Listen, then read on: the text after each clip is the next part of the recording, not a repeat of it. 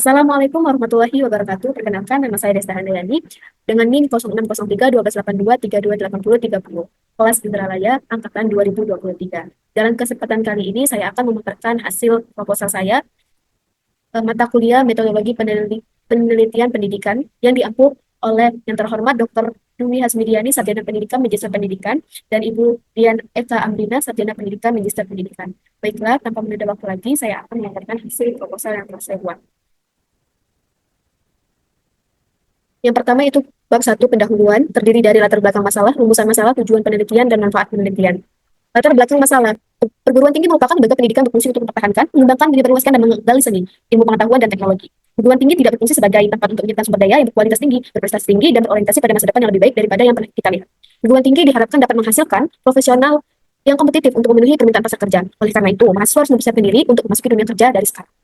Saat ini, hard skill dan soft skill sangat penting untuk kesiapan kerja, terutama dalam menghadapi persaingan global. Oleh karena itu, soft skill dianggap sebagai lebih dari sekedar kemampuan, karena lebih menunjukkan karakter untuk kepribadian seseorang daripada kemampuan akademik dan teknis yang dapat diukur. Berdasarkan uraian permasalahan tersebut, maka peneliti tertarik untuk melakukan penelitian yang berjudul pengaruh hard skill dan soft skill terhadap kesiapan kerja pada mahasiswa pendidikan ekonomi angkatan 2023 FKIP Universitas Sriwijaya. Selanjutnya ada rumusan masalah. Berdasarkan latar belakang tersebut, permasalahan penelitian dapat dirumuskan. Yang pertama yaitu, apakah soft skill berpengaruh terhadap kesiapan kerja mahasiswa pendidikan ekonomi angkatan 2023 FKIP Universitas Sriwijaya? Yang kedua, apakah hard skill berpengaruh terhadap kesiapan kerja mahasiswa pendidikan ekonomi angkatan 2023 FKIP Universitas Sriwijaya? Yang ketiga, apakah hard skill dan soft skill berpengaruh terhadap kesiapan kerja mahasiswa pendidikan ekonomi angkatan 2023 FKIP Universitas Sriwijaya? Selanjutnya itu ada tujuan penelitian. Yang pertama, untuk mengetahui pengaruh soft skill terhadap kesiapan kerja pendidikan ekonomi angkatan 2023 Universitas Sriwijaya. Yang kedua, untuk mengetahui pengaruh hard skill terhadap kesiapan kerja mahasiswa pendidikan ekonomi angkatan 2023 Universitas Sriwijaya. Yang terakhir, untuk mengetahui pengaruh hard skill dan soft skill terhadap kesiapan kerja mahasiswa pendidikan ekonomi angkatan 2023 Universitas Sriwijaya. Adapun manfaat penelitian. Yang pertama itu secara teoritis, untuk menambah kajian tentang pengaruh hard skill dan soft skill mahasiswa terhadap kesiapan kerja. Yang kedua itu ada secara praktis. Satu, bagi peneliti, hasil penelitian ini diharapkan dapat menambah wawasan dalam mempersiapkan diri menjadi calon pekerja yang memahami kriteria dunia kerja.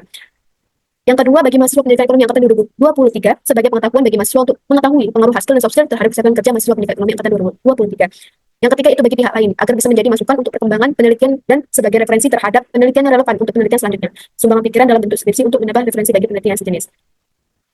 Yaitu bab kedua, tinjauan pustaka. Terdapat kajian teori, penelitian terdahulu, rangka berpikir, dan hipotesis.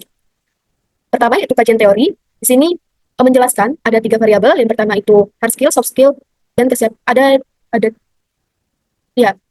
hard skill, soft skill, kesiapan kerja. Hard skill membahas tentang pengertian hard skill, macam-macam hard skill, faktor-faktor yang mempengaruhi hard skill, indikator hard skill. Soft skill dibahas tentang pengertian soft skill, macam-macam soft skill, faktor-faktor yang mempengaruhi soft skill, indikator soft skill. Yang ketiga kesiapan kerja, pengertian kesiapan kerja, faktor-faktor yang mempengaruhi kesiapan kerja, ciri-ciri kesiapan kerja, dan terakhir indikator kesiapan kerja. Selanjutnya itu ada penelitian terdahulu. Di sini ada 2 penelitian yang dilakukan oleh Tambu Polin MM 2024, pengaruh hard skill dan soft skill terhadap kesiapan kerja pada mahasiswa pendidikan ekonomi angkatan 2020 FKIP Universitas Jambi. Dari hasil penelitiannya menunjukkan terdapat pengaruh yang positif dan signifikan antara hard skill dan soft skill terhadap kesiapan kerja pada mahasiswa pendidikan ekonomi angkatan 2020 FKIP Universitas Jambi.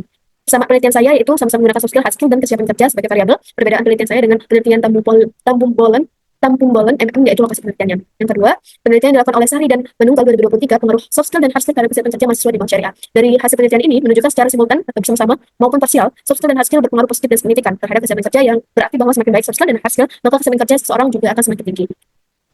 Selanjutnya itu kerangka berpikir. Kerangka berpikir ini X1-nya hard skill, X2-nya soft skill, dan Y kesiapan kerja.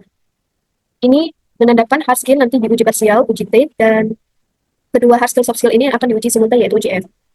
Selanjutnya, hipotesis. Hipotesis yang pertama, HA terdapat pengaruh signifikan antara hard skill terhadap kesiapan kerja pada mahasiswa pendidikan ekonomi angkatan 2023 FKIP Universitas Sriwijaya. HO tidak terdapat pengaruh signifikan antara hard skill terhadap kesiapan kerja pada mahasiswa pendidikan ekonomi angkatan 2023 FKIP Universitas Sriwijaya.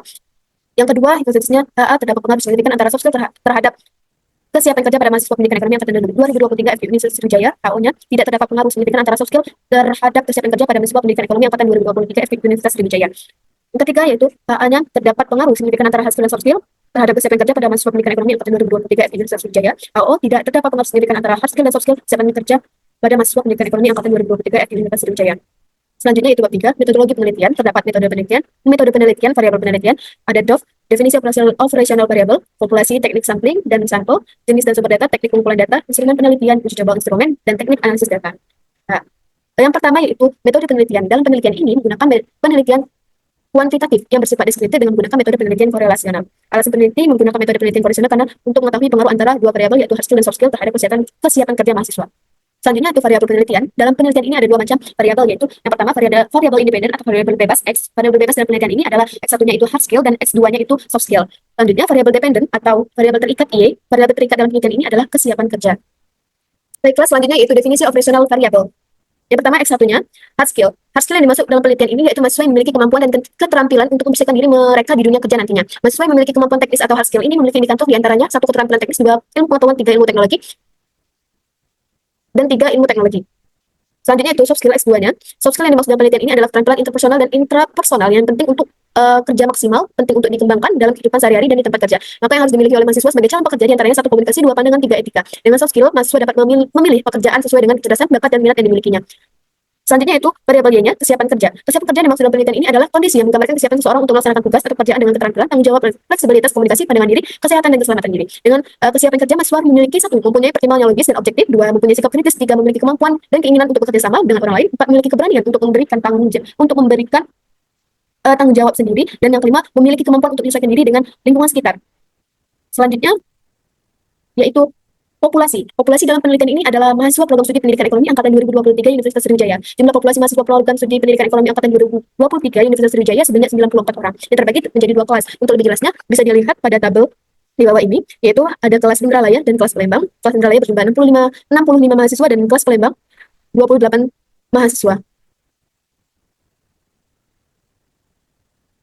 Selanjutnya itu teknik sampling. Pada penelitian ini menggunakan teknik pengambilan sampel yaitu probability sampling dengan teknik simple random sampling.